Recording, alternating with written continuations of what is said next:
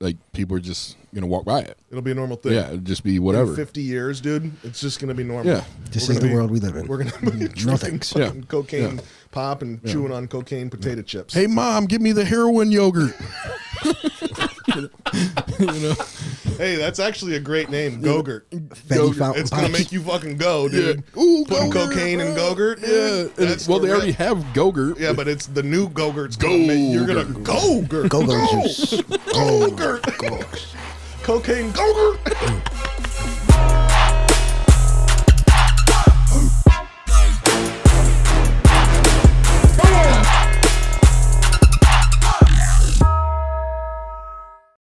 Hey everybody, welcome back to another Full Belly Podcast episode. My name is Matt Bell. I am your host. We're really excited to have you guys back. Have a wonderful guest on with us today. Before we do anything though, I would like you to take a time out. Make sure that you follow us on whatever platform that you're watching this on. The only way that you can see this more and share it with more people is if you're going to get notifications about future episodes, and you can only do that if you follow us. So please make sure that you do that.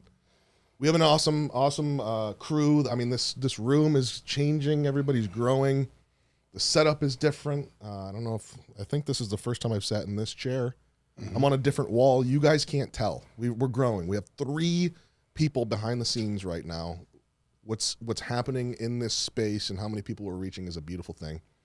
And with that, you know, we're trying to reach as many people as possible. Full Belly Podcast. We talk about how we used to be empty. We were hungry in a lot of different ways and how we've filled our bellies up. And we're talking about our heart bellies, our actual bellies, our brain bellies, and how we've been able to retain that fullness. And we bring guests on to talk about that.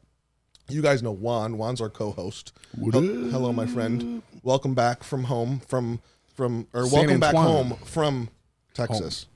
From home. Texas. You were born in Texas, I was right? born in Texas. So it is home. Orale. Yeah. Welcome home, man. Yeah, man. Thank you. We're so happy to have you back. And I'm really happy to announce that we were sponsored for this episode from Apple, specifically their division of AirPods. They've been so generous to us. They sent us, I believe it was like 3 dozen cases of AirPods cases, and I think that the cases have a couple hundred AirPods, but they're refurbished is what they didn't tell us, is that they're refurbished AirPods and they're loose. Some of them match, some of them don't. Some of the cases, when you open them, just have one AirPod in them. It's kind of like who we are, you know what I mean? Like we're just trying to get our shit back together, putting the pieces back together. So Apple is sponsoring us in a very, I guess, just new age way. We're grateful. We're not going to act like we don't like the AirPods that they're giving us. So Thank you, Apple. Thank you very, very much for the pieces of broken parts that you sent to us. We're very, very grateful. And so Juan's going to do a commercial for Apple and talk about AirPods. So, yeah, dude, I'm so jacked for this, man. I'm so excited. Seriously, bro. I'm so happy for what's going on right now. So what I wanted first of all, is give a shout out to my great uncle, Steve Jobs. Bless his soul, bless everything about him, man. I appreciate all the support you've offered me over the years, that you continue to offer me, and you're the person that you've mentored for many years. Many of you don't know him. His name's Mikey Madeltrin. Shout out to you, brother. Thank you for being behind the scenes and continue to carry on the spirit of goodness. Giveness. But, dude, first, let me just get into it. The high-quality, refurbished, loose-ended Apple AirPods division of Apple AirPods division. We are lucky recipients of their philanthropy efforts. This week, we received a couple dozen cases full of 3,000. 3,000. You're hearing it right, guys. Oh, you are hearing it right. 3,000 mismatched AirPods. So all of our staff right now is walking around with brand new AirPods hooked up to one another. They have no clue what they're listening to, but they're very connected. It's a synergistic operation that's happening right now, connecting each other through the power of technology. Apple knows best because it's always the rest. In peace. If you want to get yourself mismatched, loose-ended Apple AirPod pods in your ears from the Apple division of AirPods, you're going to connect with us at 1-800-333-3333, pew 3. And that's going to direct you right into our front desk office manager, who will connect you with some kind of answering machine with Apple. Steve Jobs' mentee will check that answering machine sometime next month, and he'll give you stuff. A lot of stuff. So I just really want to say thank you. Reach us on the website. I don't remember what it is right now, but I'm happy that you guys are always supporting us and continuing to bring large efforts of giving to us. And if you want your sponsorship to be sponsorshipped here, then you contact us at 419-561-5433 or 419-561-LIFE. Scene. Oh my goodness. Thank you. I appreciate you, sir. Thank you so much, Juan. It was amazing. I'm sweating from that one. In all seriousness, rest in peace, Steve, Mr. Jobs, and thank you for everything that you've done. Your spirit continues to live on throughout your company, and thank you for the AirPod pieces. Thanks, Mike. That we've received. That was really good. Yeah.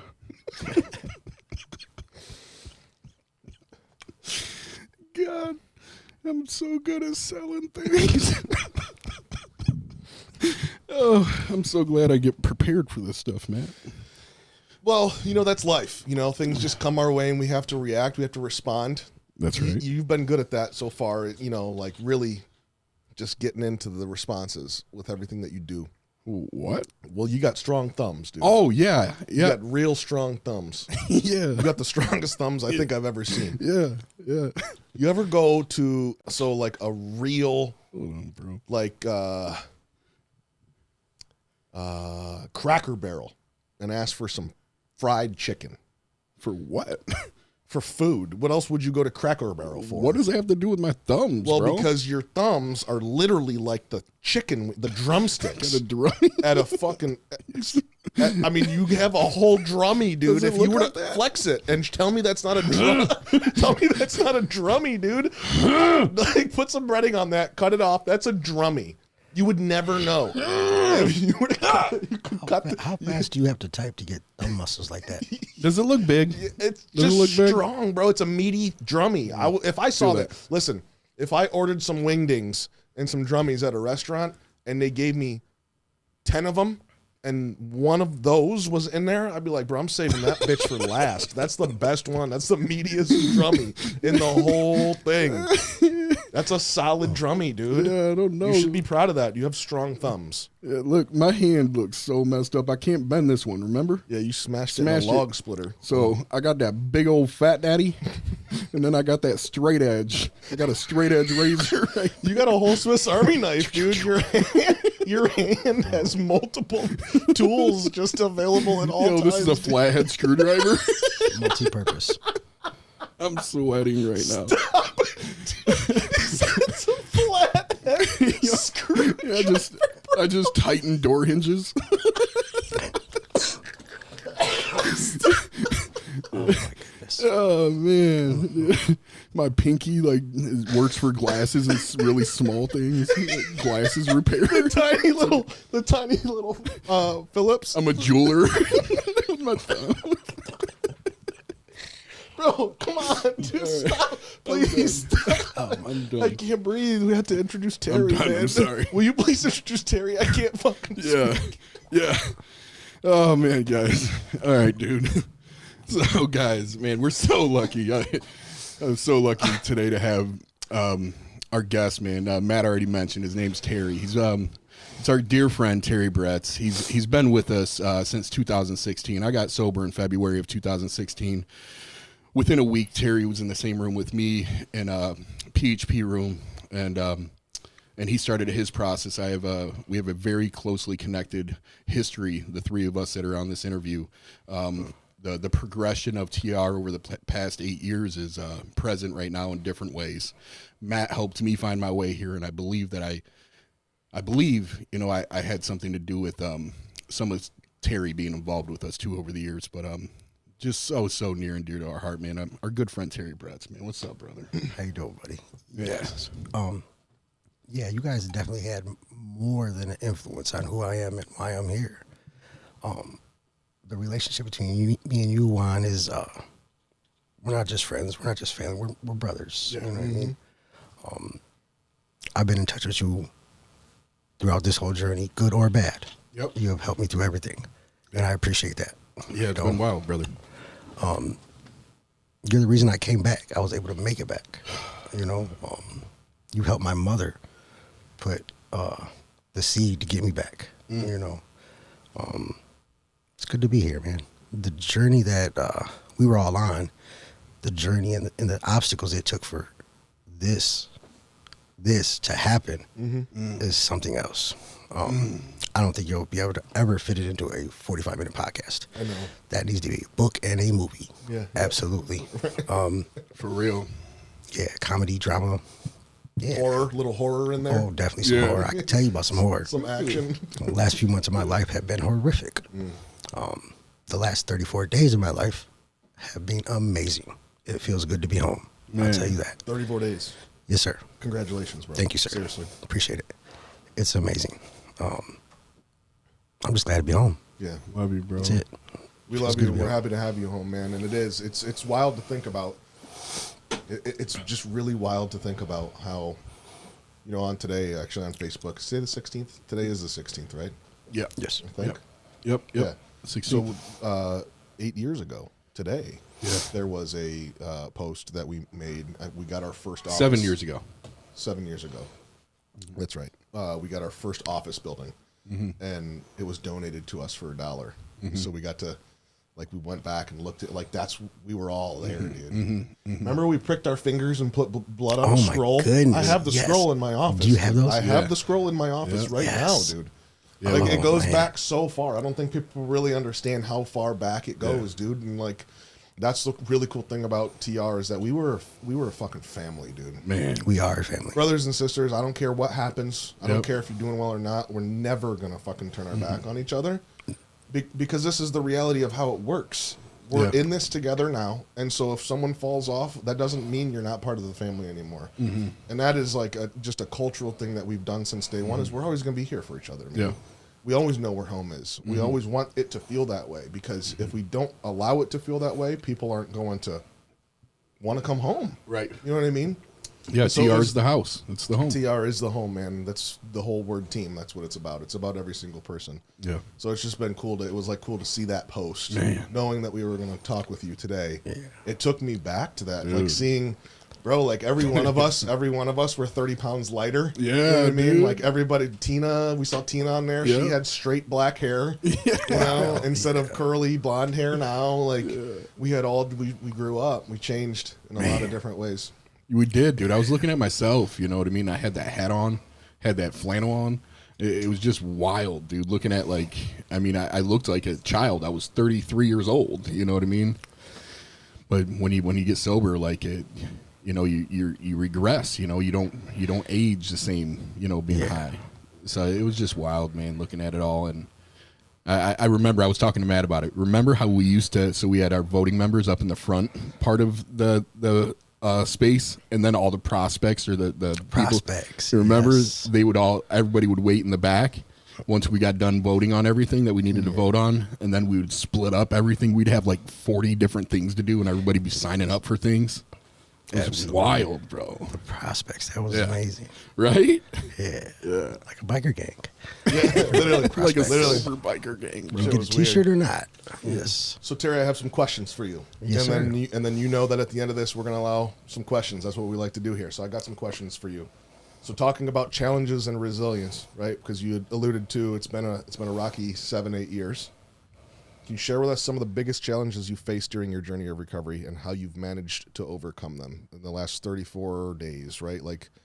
Coming in and out, I did that a shit ton of times. You are a freaking weirdo and you've been able to just do one and done, but that's not most people's story. My story. So what keeps you coming back, bro?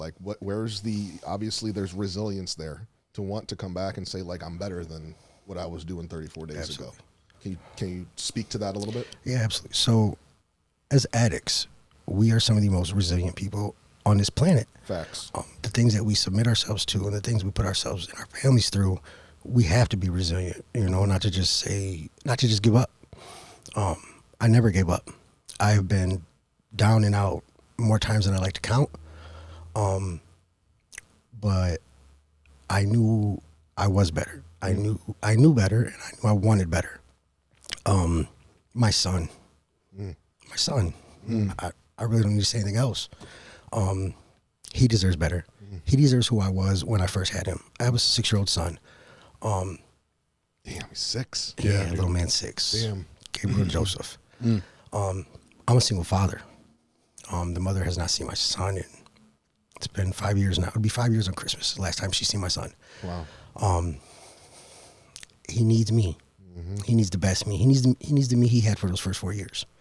You know, and being part of Team Recovery and seeing the growth of everything, you know, that just kept the picture there. That, you know, I know as addicts, you know, what you guys created and what you guys stuck to. I took myself out of position. What you guys stuck to, I watched, I seen it, you know, I felt it, and it was always there. Being part of that, you know, it stuck. You know, that all I got to do is make a decision.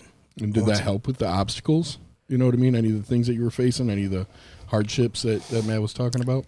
Absolutely. To be able to see it change, to be able to see growth, to be able to see something that I was part of continue to grow without me, like, that just lets me know that all I got to do is step back in position, you know, and Pick up where you left off. pick right up where I left off, you know, and I did, you know. TR is home. TR is home. I've been through multiple facilities. I've been to detox 3 times this year alone.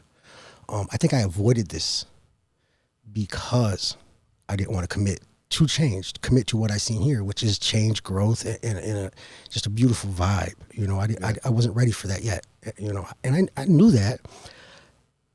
And you knew if you came here, it was about to. I was gonna have to. You were gonna have to go to work. Right. Like let's get some fucking time work to go. Done. It's time to be honest. It's time to change. Absolutely, it's time to go.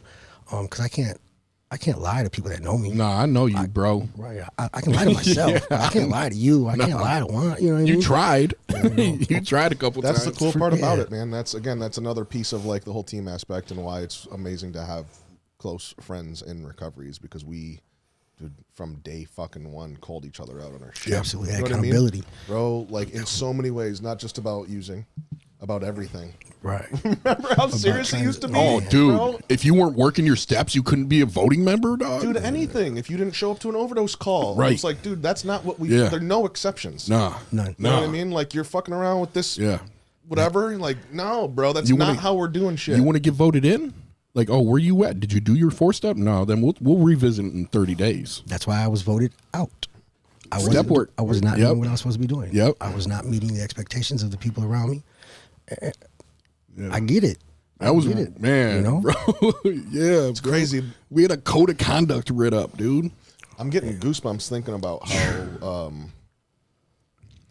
the foresight of, dude, we had 60 or 90 days clean when we put all this shit together. Man.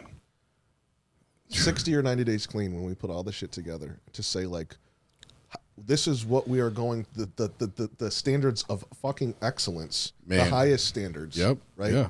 Of saying, we want to know that you know how to take care of yourself 1st before you go take care of anybody else. However, you need to take care of other people right now Yep. too, because that's how we keep this shit. Yes. Right? So there's a delicate balance there, and you're going to have to figure it out and show us that you're representing that brand Yes. to the community. Yep. Your Like, social media had to be on point. It's bigger than us. Bro, that shit was like, how did we that, and that's how literally we still do the same shit Yeah. today. Yep. Yeah. You couldn't have it was like, oh man, like you can't do that. We'd be sitting down with each other like, man, that post. The foresight it took to Truly. realize at that point in life that it was bigger than us or bigger than anything we could ever even imagine Really. is amazing. It's blowing my mind. It's like literally I'm like having a moment right now. I'm like, what the fuck, dude? This is God. I know, dude. You said something, Terry, your son, and how he needs you and how he deserves you, right? And somebody in one of the last episodes, I forget who it was, but they were like, I deserve my son too. Oh yeah. I don't remember who that was, but I think that that's important. I just wanted to come back to that, you know, because a lot of times we put ourselves in when we come back, we put ourselves in this position of less than deserving. Yeah. Because we fucked up. Shame. Again, shame, guilt, all this stuff. And we're like, I got to do this because my kids need me. My kids deserve me. And that is true. But fuck, bro, you deserve your kid too. Absolutely. And like that, like changing the mentality shift of like, dude, I deserve, what am I doing with my life? Like, I deserve to have my fucking kid. Yes, my kid deserves me, but I deserve that too. Absolutely. That's a fucking gift. That's one of the greatest gifts that we can have as human beings. The blessing my God has given me. Is to have children. And if you're watching it, if you're fucking watching this and you have kids and you're in recovery, you deserve your kids too. And don't ever forget that. Keep telling yourself that. Yes, they deserve you, but you deserve them too. So please, bro, like, I want you to tell yourself that. You deserve little man. Absolutely. I hope you know that. I do know that. I know that. I've felt that in my soul for the longest time, and that's why I came back. That's why I was able to make it back. I had to ask myself those questions.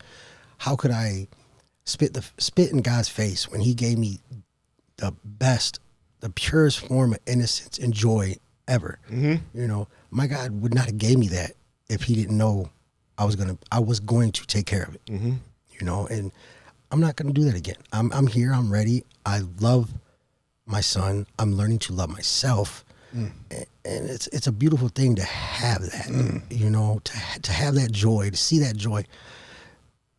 I've already me and my family and my son's teacher have already seen the change because Dad showed up finally. Man, it's been a month, and he's already went from, here's a story. He's 6 years old.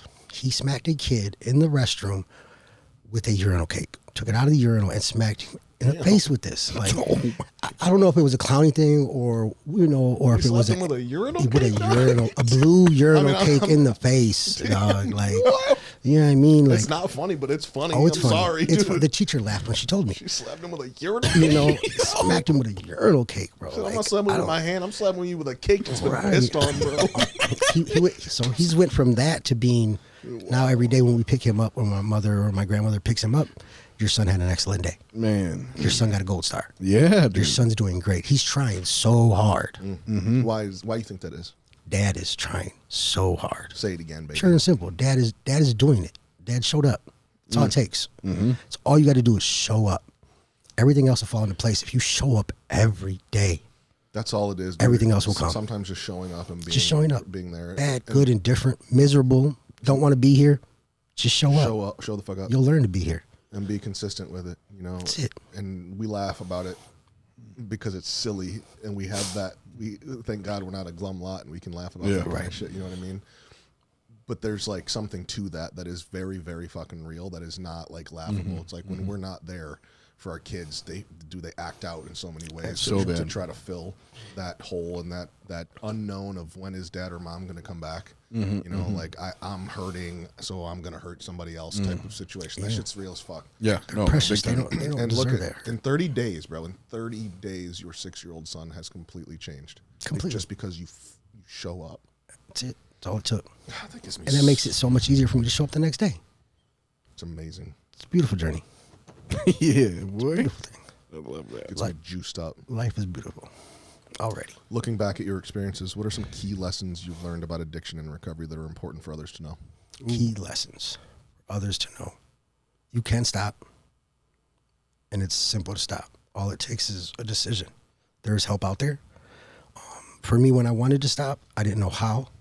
Thank God I had some good friends that knew how and have done that. So, you know, they tell us to make a phone call. I can't ever make that phone call when I need to. When I had to, I did. You know, key lessons. I had to forget a lot of stuff that I thought I knew in order to make sure that I could maintain and get the things up here that I needed to know. I had to forget who I thought I was. The perception of who I was in my head was a lie. I had to realize that person had to go somewhere else. That person had to die, you know, and I had to remain teachable. I'm a 42-year-old man. I'll be 43 in about a month.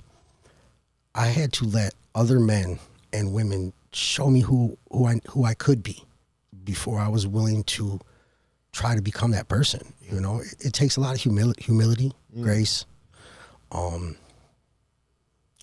Humility and grace, man. Be humble. Come in and you know, I can't live the life I wanted to live until I lived the life that somebody else was already living. You know, just that. Let them show me. So you feel like you had to forget that a lot of the things you learned when you first got sober that first time, is that kind of where you're coming from, right? Because you had, what, 4 or 5 years? I had almost 5 years. Right. And so you were clinging to a lot of how you identified with yourself there, and what you picked up. Right. What I thought I was, because that changed, you know. Right. I don't want to be that person no more. That was a decent person, but that person has changed, and I had to forget those traits, those character traits, those aspects of what I thought life was supposed to look like, because I was selling myself short. And humble yourself before the lesson that you're currently in. Absolutely. Yeah. Absolutely. I had to. Yeah, you got it. Yeah, come on now. You got it. Yeah. You got it. You know me. Yeah. So this is going to be a clip. I know that we're going to be able to turn this into a really dope clip, and it's essentially going to talk about how, like, no matter how much time passes between people and friendships and people that go down different paths in recovery, that there's still a lot of connecting fibers there, right? Like that never go away no matter what. And so 8 years ago, you got me a picture. You had a picture made, and you had it framed, and it hung in our office 8 years ago that we got donated to us for $1. And we all went our separate paths, and some of us got disconnected, you being one of those people. And you come back, and you're in PHP, looking down the admin hallway as the door swings open, and you see that picture hanging on our administrative hallway wall with our executive leadership offices all around it, and our picture is still there. In a few words, or in one word, tell me how that made you feel when you saw that. The dream came true for somebody. It come true for me. That dream, your dream, saved a lot of lives. Your dream is saving my life right now. That journey, man. That first year, man. It was fun, wasn't it? I appreciate you, brother. I appreciate you too. You had no idea, man. You had no idea. I do. Wow. Man. It's wild. Your dream is saving lives. It's our dream, man. It is, dude. I'm glad to be a part of it. It's our dream. Thank you for letting me be a part of dream. it. Yeah, I appreciate you. We casted a big net, man. We casted a big net, dude. I didn't even know that. I didn't even know he had that framed. Terry, he just that was a painted gift. a That was a picture. gift from Terry, bro. The one that's right outside of my office. Yeah. That was a gift from Terry, bro. Blew it up, got it framed, presented it to me. Is that the billboard one? Yeah. Man, dude. And it's been in my office everywhere I've gone. Every office I've had since then, it's been in my office. Wow. And when we got this building, it sure as shit went up, dude. I feel like And then Terry was, you know where I'm talking about? Yeah, where yeah, the doorway between admin and the upper deck. Yeah. locked The door. door was opening, and he saw a glimpse of it, just a glimpse. And he's like, you know, that had to have been a powerful moment. Man. Putting myself in your Yeah. position to see that thing is still hanging, still going strong. A gift has still been carried and not forgotten, man. Like that's just. And every time I see that picture, I think of you. I thought That of just you. made me cry, I thought of bro. you every time I saw it for the last 8 years. Sometimes, you know, I knew that you were doing well, and sometimes I wondered, I hope he's okay today. Yeah. You know. Yeah. But you're back, bro, and that's all that matters. That's all that matters. That's all that I made matters. it back. That's all that matters. Thank God. By God's grace. Changing the tune up a little bit. There's some companies that are trying to regulate cocaine and put it into food and drinks for safe consumption. Stop. Stop. How do you guys feel about that? Are you serious? I'm dead serious, bro. Like, think about it. So this is not anything new, right? Cocaine Like, pop? The government has been regulating things for a very, very long time. Yeah. Let's regulate sugar. Let's regulate caffeine. Let's regulate tobacco. Let's regulate nicotine. Let's regulate alcohol. Now marijuana is being regulated, right, so that it can be controlled. And there's a piece behind that is like, let's hope that people aren't getting deadly doses of this stuff. We can control what's actually in it. It's grown correctly. It's tested. It's regulated, right? Yeah, yeah, yeah. And so now they're trying to do that because, I mean, this is the world, bro. Right. This happens with one thing. 10 years later, we're going to push it to the extreme with Right. the next thing. Right. You know, and so now the mindset is let's regulate cocaine, just like marijuana and edibles, right? Like let's put it in brownies, let's put it in candy, let's put it in gummies, Yeah. let's put it in tinctures, let's put it in anything we possibly. It's in drinks nowadays. Have you ever had pre-workout, dog? Is that cocaine? Is that Might as essentially- well be, dude. So you're telling me that I'm not sober because I drink Pretty much. I've been pre-workout? That's how I've been looking at you for a couple of years now, bro. You're kind of big, bro. It took something extra to get there. Can you imagine walking into a 7-Eleven and just seeing a cocaine beverage? I think Coca-Cola used to actually have They did. cocaine It in did. it. That's- Did it, was- not? it That's a like thing. that. That's actually a thing. Can you imagine just going and buying a 12-pack of It's like legal. cocaine pop for the fucking kid's birthday party or Right. some shit? Yeah. For the kids, definitely. Yeah, instead of that buying- kid's crazy. you no, buy So for us, 12. maybe. For the kids, fuck no. no. You got a 12-pack of beer, and then you got a fucking 12-pack of cocaine pop. Like, yo, we're kicking it tonight, guys. Yeah. Somebody pick up the Coke pop beer, and I'll pick up the regular beer. Coke pop beer. Yeah. Dr. Kane, not Dr. Pepper. cocaine Dr. beer? Kane. We're like eating a brownie or a gummy and just getting fucking energized, dude. Yo, that's crazy. Just zoom in, dude. Just have You wouldn't be able to taste the brownie. You'd be numb. I didn't even think about that, dude. Jesus. Can you imagine? Yes, I didn't even think about that. Numb is numb. Numb is numb. Yeah, no, that's insane, dude. I mean, honestly, after a Just certain point in drooling? time, I think it would be similar to like what weed is, where people like it's going to be crazy at first, and then like people are just going to walk by it. It'll be a normal thing. Yeah, it'd just be In whatever. 50 years, dude, it's just gonna be normal. Yeah. This We're is gonna the world we live in. We're gonna be No drinking thanks. fucking Yeah. cocaine pop and chewing on cocaine potato chips. Hey, mom, give me the heroin yogurt. You know? Hey, that's actually a great name, Go-Gurt. Fetty fountain It's gonna pops. make you fucking go, dude. Yeah. Ooh, Putting Go-Gurt, cocaine in bro. Go-Gurt, Yeah. dude. And, That's well, they the already rip. have Go-Gurt. Yeah, but it's the new Go-Gurt's gonna make you're gonna Go-Gurt. Go-Go juice. Go-Gurt. Cocaine Go-Gurt. No, thanks. That's good. Cocaine Go-Gurt. Another piece of recent news. According to a Mexican college, people who smoke weed empathize with other people better than individuals who do not smoke weed. Do you guys believe that? How do you feel about that study? Probably just because they're a little slower.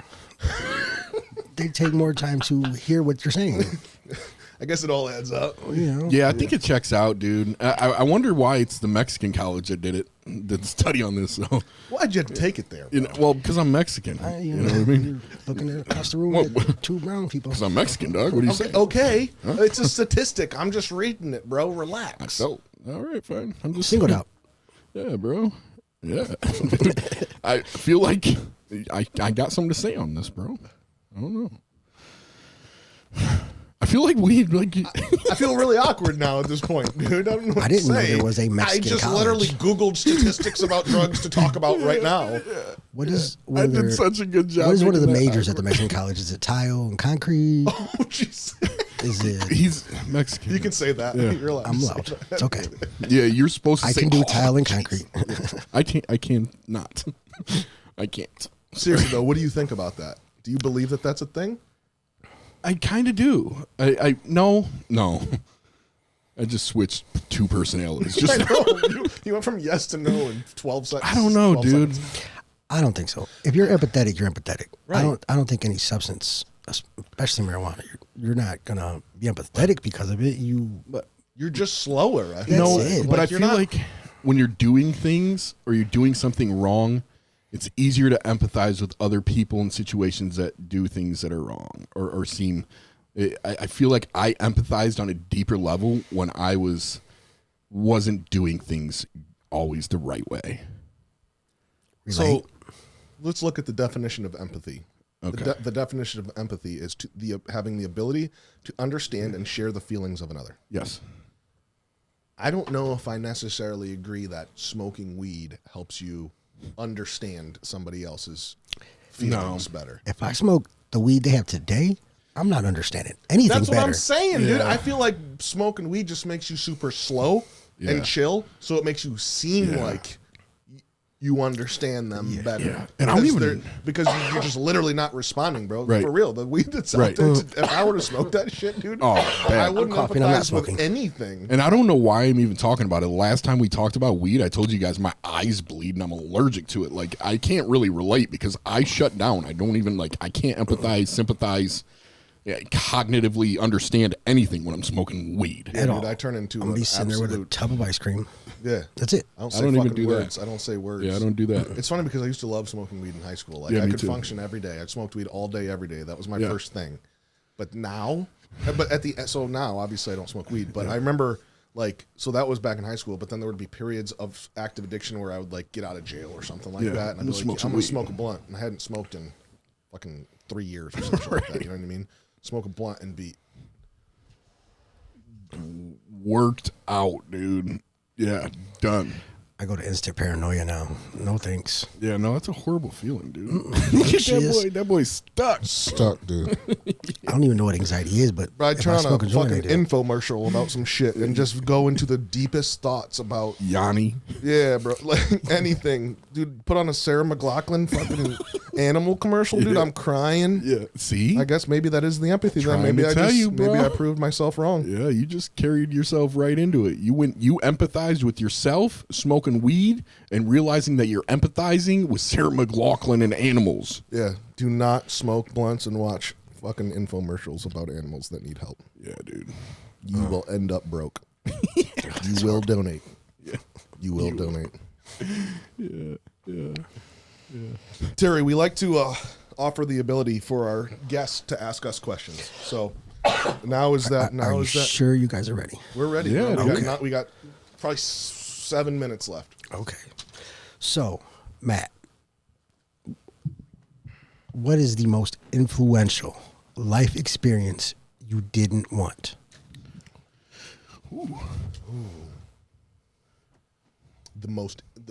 Something that happened in my life that I didn't want to happen that influenced my life the most.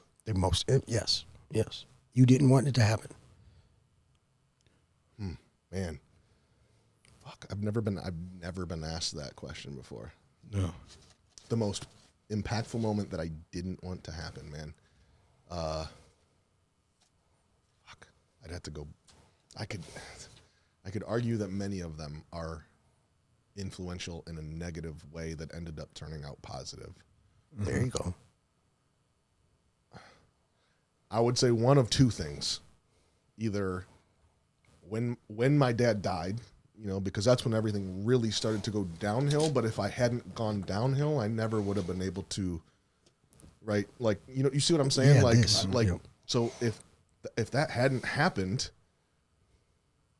Wow. like all these negative things that the chain of events afterwards wouldn't have happened. You know what I mean? I never would have started seeking drugs. I never would have given up my dreams and aspirations of playing baseball. I never would have I never would have had a son to lose my son, which was also like one of the worst moments of my life, getting that court order while I was in jail saying that the divorce is final and I can no longer talk to my son. In jail, in custody.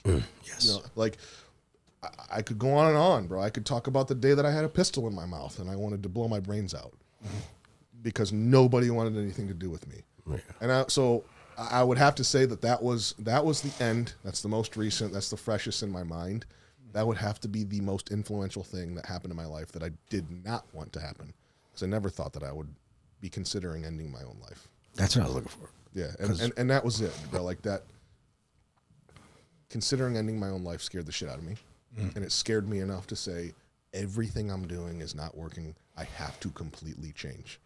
Yeah. And if I hadn't had that terrible thing happen, we wouldn't be doing this podcast right That's what I was looking for. This is the reason. That was the reason this came to fruition. now. Yeah. Good job. It's a fucking deep ass question. Man, dog. I've been working on them all day. It's a super deep Greg was question. looking at me kind of crazy because I wasn't paying attention in group, So I'm going to go to Juan. So as a single father in recovery, after your first year, what is the most important thing you learned or had to unlearn? Well, first of all, man, let me preface by saying full-time single father. It's a big difference that I'm very proud of. Something after the first year that I had to learn or unlearn. Yeah. The most important. Man, that's twofold, dude. That's twofold. I learned that I had to do certain things to take care of myself. Within the first year of sobriety, I had to really buckle down on meetings, have a really solid routine, spend time with fellowship and friends. All these things pulled me away from being a father. But they were necessary things for me to do to acclimate myself in the recovery process. So a lot of my family actually had to lose access to me for a period of time while I learned how to have a routine But then when I learned about being in recovery and I really put my heart into recovery and I for the terms of our program, recovered, I had to unlearn that that's the way it's supposed to be. That's not the way it's supposed to be. A recovered person doesn't need to stay in a meeting room all the time. Yeah. What I needed to unlearn was that it's not a selfish program, that it's the opposite of that, and that I have to now learn how to be a better family member, more present family member, and I need to pull myself bit by bit, inch by inch, away from those routines that were not allowing me to be what I'm supposed to be as a father. So you had to be selfish in order to be selfless? No, I had to take care of myself. It wasn't me being. I think that's. I don't like that term because everything about our program says that we're not supposed to be selfish. It's the root of our problem, so I don't like that. I wasn't being selfish. I felt extremely ashamed about the fact that I was at meetings when my son wasn't, didn't have his father. I didn't feel good about it all the time, even though a lot of it did feel good because I was learning. I was learning how to take care of myself. You were building a foundation. I was building a foundation. Building a foundation. Yeah, I was working, and I think that it can look like it's selfish because you're not doing what you should have been doing the whole time. That's it. But what it's doing is preparing yourself to do it. Yeah. For the rest of your life. So no, I wasn't being selfish. I was doing the exact opposite. Like you were investing. Yes, investing. You were investing. Yeah. And I had other people that were telling me, I think that's a problem. Like as the recovery community, we see it right now. A lot of it, you have to be selfish in your recovery is not the language that we spoke when we first got sober. Right. You know what I mean? You said that when we first got sober. You were like, what? Right. Be selfish. No, dude. I hear you. Yeah. Semantics. Yeah. But that's important. Yeah, dude. Yeah. Let's stop calling ourselves selfish while we're doing the right thing. Yeah. Right. Yes, I get it. We're being selfish. Right. We're not. Yeah. No. We're doing what we need to do. Doing it for the We're greater fucking good. building a foundation. Yes. We're investing in ourselves so that we can do what we're supposed to do for the rest of our lives. Have beautiful lives. Absolutely, man. Yeah. And we know that line, bro. Get around people that know the line. Know the difference between you taking care of yourself and you actually being selfish. Yeah. You know the difference between I need a meeting and I want a meeting. Know the difference between I'm hiding from my life and my problems and I'm like helping somebody with theirs. Come on. You feel me? Come on. Know the difference and get around people that can understand that if you don't know the difference. Come on. Because we delusional. Come on. Hey, baby. So I'm going to go to the last question, and it's a question for both of you. It's the same one. Okay. That picture. Yeah. What does that picture mean to you? That picture just meant something that was very pure and original for me. Like every time I see that picture from the very beginning, it reminds me where I came from. It reminds me that when we had a dream, and I emphasize the word we, and that's one of the things that I've been given the opportunity to do and blessed to be able to do is to be the forward-facing person for this organization for a long time. However, every opportunity that I get, I give credit to the team because I'm not shit without everybody and from the very beginning, dude. Like literally from when that was hanging on the original walls, it reminds me where we came from. That's what that picture means to me. It reminds me that we had a dream a long time ago. We had ideas. We knew that if we put one foot in front of the other with the right intentions. The right intentions. The right fucking intentions, dude, because we've all been exposed to the wrong things in a lot of different ways. And that negative is the greatest opportunity for us to say, what can we do to offer solutions to our community because we love our city. And so that's what it just represents where we fucking came from, dude. It always, I look at that picture and it takes me back to that spot of, we started this because we wanted to help. Wanted to help. That's just simple, bro. Purity. Pure intentions, yes. Pure. I love it. So simple, bro. We just wanted to help. We didn't even know what that looked like. We just knew that we wanted to help and our intentions were pure. It was just so simple and innocent at the time. It was like we were babies, dude. Really like was. We don't know how to think negative. We don't know how to say bad words. We don't know how to sin. We were just innocent fucking babies, dude. We couldn't even walk yet. We were still crawling. Man. You know?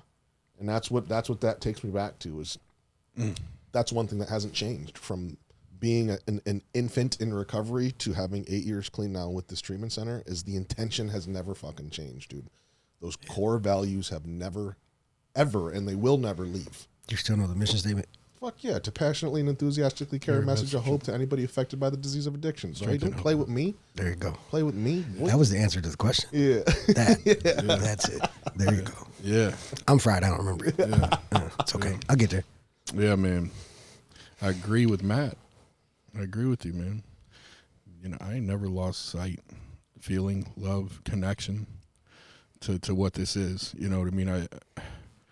I feel like I've fought for the purity of this organization for 8 years. You know what I mean? It lives inside of me and breathes inside of me, and I feel like coming out of the womb of recovery, like I look at that, and first thing is shield wall, bro, and I felt this the whole time is like I've understood, right, that my best friend and me share a vision, but that he casts a vision, and it's important for me to protect him on angles. It's important for me to like be my brother's keeper. You know what I mean? And I know that he supports me and he loves me and he credits me with whatever I deserve and need to be credited for. But when I look at that picture, it means protect the organization, protect the team, protect what it is. You know what I mean? That's how I've always felt. You know, Protect the quarterback. Yeah, I'm thankful I'm not the forward-facing representation of that, because I know that it's not my position to play. You know, I know my position is to like. My position and what I do is I'm the guy that's available for your mom to call. I'm the guy that's available for you to call. You know, yeah. I'm the guy that's putting up the blocks and putting a team around my fucking best friend and making sure that we have other people with pure intentions. You know what I mean? I'm putting together a shield wall and saying, let's go. You know what I mean? And that's how I around feel. The hallway smiling. Yeah, that's how I feel, bro. That's my role. Listen, I'm okay with that. I am so juiced up right now. I know, dude. This podcast, this 45 minutes has been so rich, bro. This has been like the creamiest piece of cheesecake that you could possibly fucking have. This has been so good for me. I'm like sitting here thinking, like, I wonder if Shane and Mikey and Josh are feeling this. I like, hope so. Is this just, are they filming or are they feeling what I'm fucking Yeah. feeling, dude? Like, this is so good for me. This has been so good. It's not even that, dude. It's just like, this is just so meaningful and deep. Mm-hmm. I don't think many people know anymore. You know what I mean? Like, and I think it's hard for us, you know, in many ways. We forget certain things are just not that important necessarily to us. I don't think many people like the miracles. Like, I mean, this is miracles it took to get here. Dude, I haven't felt this it's been a long time since I was able to smile. You know what I mean? I haven't walking these hallways this past 34 days. Man. Yeah. My son feels it. Whew. I love that, dude. My son feels it. My family feels it. I'm so proud of you, dude. Yeah, I love you, brother. I'm so proud of you. I'm so blessed. You are, we are. We love you.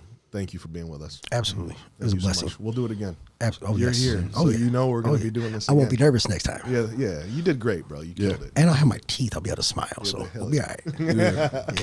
Love you, brother. I love you. I appreciate you, man. Yes. And I appreciate everybody that's watched. That was a fantastic episode. I am like... Thanks for the broken AirPods. Yeah. Thanks for the broken AirPods from Apple, too. Yeah. I feel like I have enough like motivation in me to let's just go do 9 more episodes now. Let's go. If you found value in it like I did, I hope that you already followed and subscribed on whatever platform that you're watching this on. Please share this episode with somebody, please. People need to hear this kind of stuff. People need to see this. This is motivational. This is inspirational. This is changing. This is redemption, and that's what this is all about. So please make sure that you reach out to us, too. We have our hotline, 419-561-LIFE. We're there to listen. It operates 24/7 from the damn office 8 years ago. It still operates. We're here to listen to you. We're here to hear you out. We're here to point you in the right direction, whether that's with us or with somebody else, or if it's to just give you advice. That's what got us started, and that's what we'll continue to do because it worked for us then and it'll work for us now. And so I hope that you guys appreciated this episode.